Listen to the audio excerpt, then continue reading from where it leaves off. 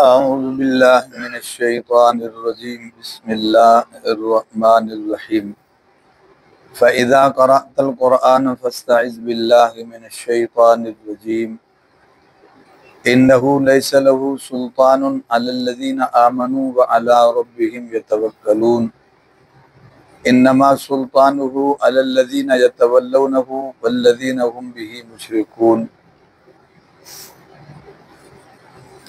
فَإِذَا قَرَأْتَ الْقُرْآنَ، پس جب تو پڑھنے لگے قرآن کو تو فاستعذ باللہ، پس پناہ پکڑ لیا کر اللہ کی، من الشیطان الرجیم، شیطان مردود سے۔ پس جب تو پڑھنے لگے قرآن کو تو پناہ پکڑ لیا کر اللہ کی شیطان مردود سے۔ انہ لیس لہ سلطان، بے شک نہیں ہے اس کے لیے زور، سلطان کا معنی اختیار اور زور کے معنی میں ہوتا ہے۔ بے شک نہیں ہے اس کے لیے زور، علی الذین آمنوا، ان لوگوں پر جو ایمان لائے، وعلی ربہم یتوکلون، اور جو اپنے رب پر بھروسہ کرتے ہیں۔ ایمان والوں پر اور اللہ پر بھروسہ کرنے والوں پر شیطان کا کوئی داؤ پیچ نہیں چلتا، تو اس لیے اللہ کی پناہ میں آ جایا کرو۔ ہاں، انما سلطانہ، بے شک اس کا زور تو علی الذین یتولونہ، ان لوگوں پر ہوتا ہے کہ جو دوست رکھتے ہیں اس کو۔ بے شک اس کا زور تو علی الذین، ان لوگوں پر ہے، یتولونہ، جو اسے دوست رکھتے ہیں، والذین هم به مشرکون، اور ان لوگوں پر کہ جو شریک کرنے والے ہیں، شرک کرنے والے ہیں یا شریک کرنے والے ہیں۔ ٹھیک ہے جی، توجہ فرما لیں۔ یہاں پر قرآن کریم کے حوالے سے تعلیم ہے کہ قرآن پاک پڑھنے سے پہلے اللہ کی پناہ پکڑ لیا کرو شیطان مردود سے۔ ویسے پناہ پکڑنے کی تعلیم اور جگہوں کے لیے بھی ہے، اللہ کی پناہ پکڑنا اور مقامات پر بھی اس کی تعلیم ہے۔ مثال کے طور پر کوئی آدمی پیشاب پخانے کے لیے جائے، قضاء حاجت کے لیے جائے، تو خاص طور پر جب یہ سسٹم نہیں ہوتے تھے تو ظاہر ہے جنگل میں، وادی میں، کسی جو ہے نا وہ جگہ جانا پڑتا تھا، تو یہی خطرات ہوتے تھے کہ یہ جنات وغیرہ کے ڈیرے ہیں۔ تو اللہم انی اعوذ بک من الخبث والخبائث، یہ دعا پڑھنے کی تعلیم ہے، جس کا ایک ترجمہ یہ بھی ہے کہ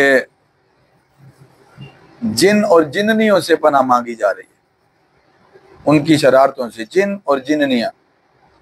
تو اس کا مطلب یہ ہے کہ اور بھی جگہ ہیں جہاں پر یہ اللہ کی پناہ پکڑی جاتی ہے۔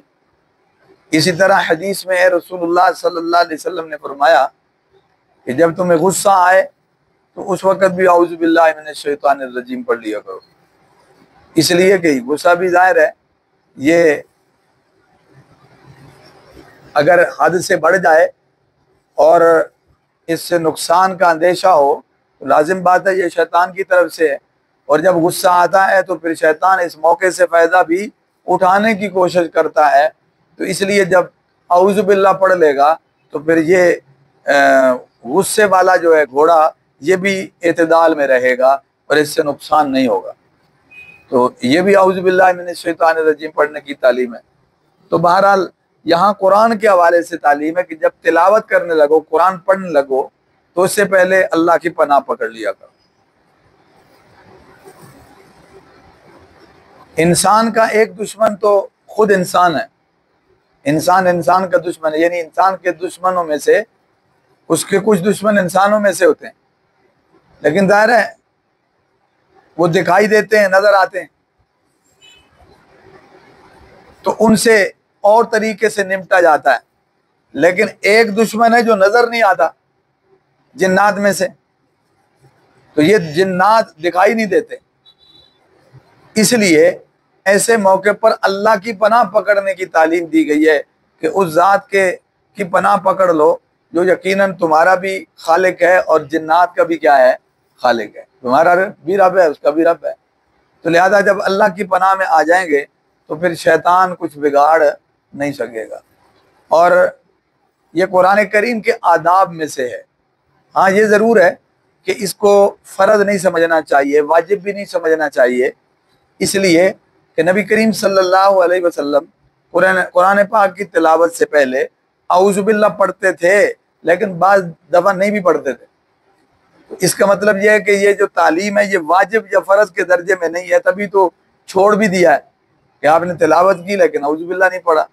اسی طرح جب تلاوت شروع کرنے لگے تو اس وقت پڑھ لیں، اس کے بعد پھر اگر آپ بار بار آگے صورت آ جاتی ہے یا آگے حصے آپ پڑھتے چلے جاتے ہیں تو اس کو دوبارہ اعوذ باللہ پڑھنے کی ضرورت نہیں ہے۔ سمجھ آ رہی بات جی؟ ایک مجلس میں آپ بیٹھے ہوئے ہیں، آپ نے ایک دفعہ اعوذ باللہ پڑھ کے تلاوت شروع کر دی، پھر چلتے جائیں۔ اس لیے جب نماز پڑھتے ہیں تو نماز میں پہلی رکعت میں تو اعوذ باللہ اور بسم اللہ پڑھی جاتی ہے، پھر دوسری رکعت میں اعوذ باللہ نہیں ہوتی۔ سمجھ آ رہی بات جی؟ تو یہاں بھی یہی تعلیم ہے۔ اور ایک تو اس وجہ سے بھی کہ یقیناً یہ بھی موقع ہے کہ اللہ کی کتاب پڑھنے سے اگر شیطان وسوسے ڈالتا جائے گا تو الٹا غلط فہمیاں پیدا ہونے سے انسان گمراہ بھی ہو سکتا ہے۔ اللہ کی کتاب پڑھ رہا ہو تو اگر اللہ کی مدد حاصل نہ ہو، اللہ کی حفاظت میں نہ ہو، تو پھر اسی قرآن سے غلط زاویے نکلیں گے اور وہ کیا ہو جائے گا؟ گمراہ ہو جائے گا۔ اس لیے اللہ کی پناہ پکڑ لو تاکہ جو نقصان کا رستہ ہے وہ بند ہو جائے اور جو خطرے والا دروازہ ہے وہ بند ہو جائے، پھر تم اللہ کی رحمت کی آغوش میں ہوگے، اللہ کی پناہ میں ہوگے تو یقیناً کتاب اللہ کی برکات سے بھی مستفید ہوں گے۔ تو اس لیے فرمایا جب قرآن پاک کی تلاوت کرنے لگو تو فاستعذ باللہ، اللہ کی پناہ پکڑ لو۔ اب یہ فاستعذ باللہ، یہ اعوذ باللہ من الشیطان الرجیم کے الفاظ بھی ہیں اور الفاظ بھی آتے ہیں۔ سمجھ آ رہی بات؟ استعیذ باللہ یہ الفاظ بھی آتے ہیں، مختصر یہ بھی پڑھے جا سکتے ہیں۔ تو اعوذ باللہ بھی پڑھا جا سکتا ہے، بالکل صحیح ہے، کوئی حرج نہیں، مقصد تو اللہ کی پناہ پکڑنا ہے، جو بھی طریقہ اختیار کر لیا جائے۔ انہ لیس لہ سلطان علی الذین آمنوا، پھر فرمایا کہ اللہ کی پناہ پکڑنا اس لیے ضروری ہے کہ جو ایمان والا ہے شیطان کا داؤ پیچ اس پہ بھی نہیں چلتا، اور جو اللہ پہ بھروسہ کرنے والا ہے اس پہ بھی نہیں چلتا۔ تو دیکھو جو اللہ کو پکار رہا ہے، اعوذ باللہ پڑھ رہا ہے، اللہ کو مانتا ہے تو پڑھ رہا ہے، تو یہ ایمان والا ہونے کی بھی کیا ہے؟ نشانی ہے۔ پھر اللہ کی پناہ پکڑ رہا ہے تو یہ اللہ پر بھروسہ بھی ہے، اعتماد بھی ہے۔ تو یقیناً جو اللہ پہ بھروسہ کر لیتا ہے اور ایمان والا ہے پھر وہ شیطان کے داؤ پیچ سے محفوظ رہ جاتا ہے۔ تو اللہ پر تو ایمان والے کا اگر کسی کا بھروسہ نہیں تو ایمان والا کیا ہے؟ کہتے ہیں کہ اورنگزیب عالمگیر کے زمانے میں ایک ریاست کا راجہ مر گیا تو اس کے بیٹے کو بٹھانے کے لیے وہ لائے اورنگزیب کے پاس کہ اس کا ٹیسٹ لے لیں اور اس کو اسی گدی پہ بٹھا دیں، اسے صوبے کا نگران بنا دیں۔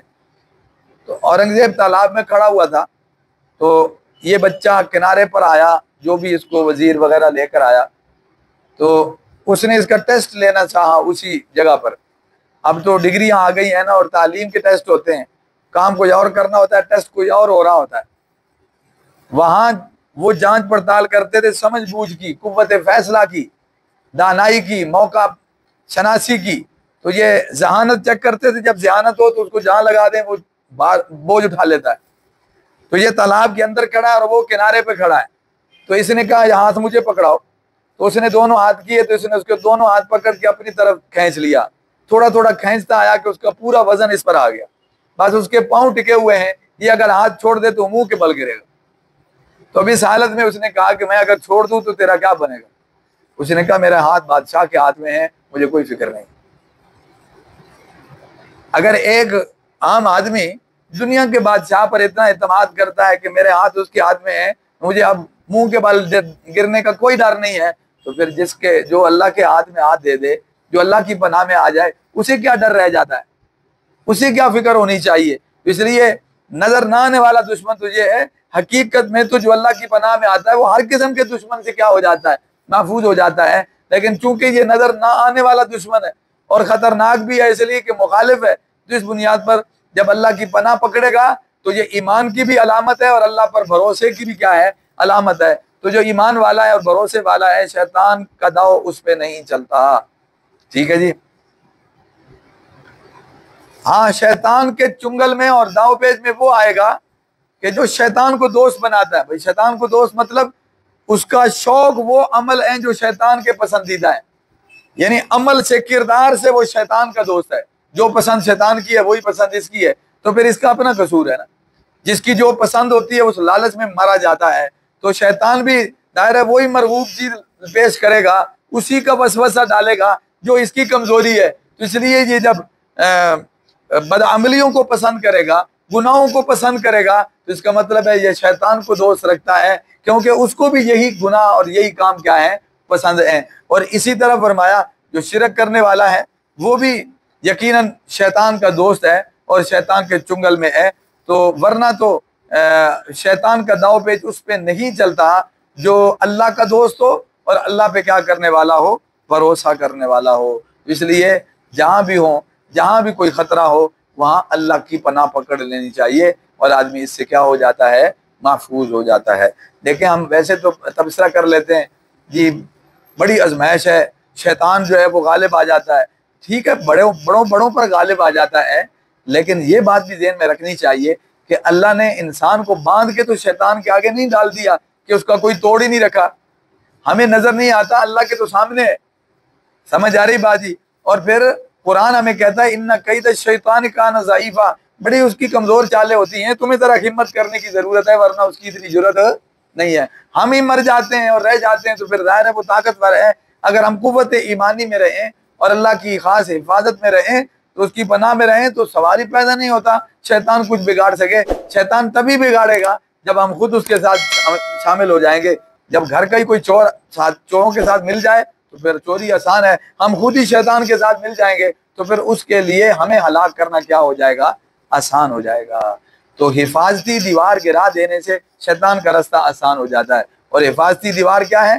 یہ ایمان ہے اور اللہ پر کیا ہے، بھروسہ ہے. آ جائے گی سمجھ میں بات؟ اللہ ملک توفیق.